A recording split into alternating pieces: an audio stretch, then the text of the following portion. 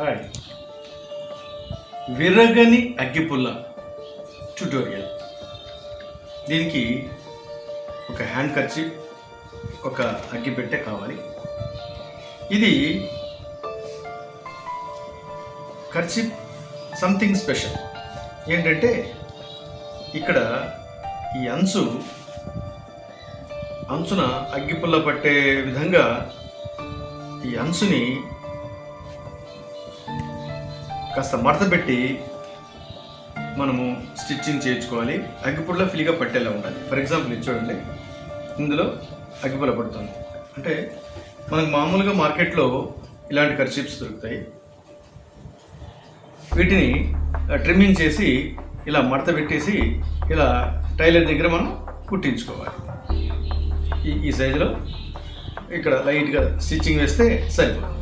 అలా తయారు చేసిందే ఇది. దీంట్లో మనం ముందుగా ఒక అగ్గిపుల్లను పెట్టేసి సెటప్ చేసుకోవాలి.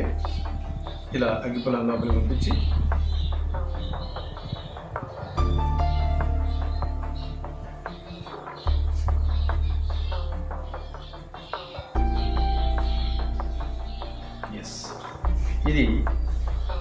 ఇది ప్రదర్శనకు సిద్ధంగా ఉంది.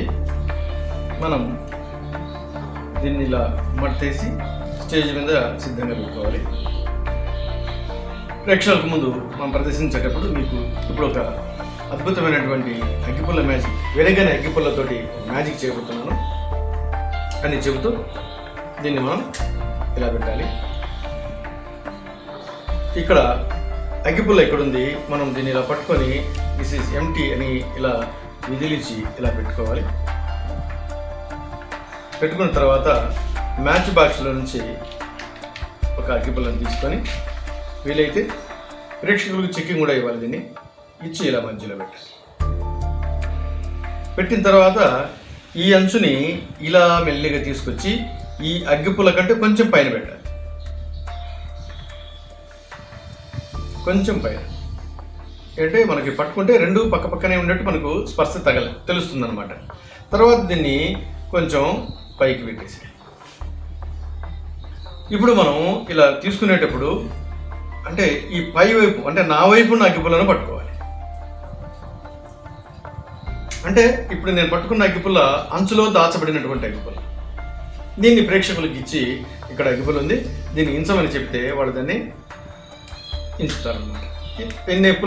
ఎన్నిసార్లైనా ఇంచుకోవచ్చు. ఇంచిన తర్వాత చెక్ చేస్తారు, ముక్కలు అయిపోయింది.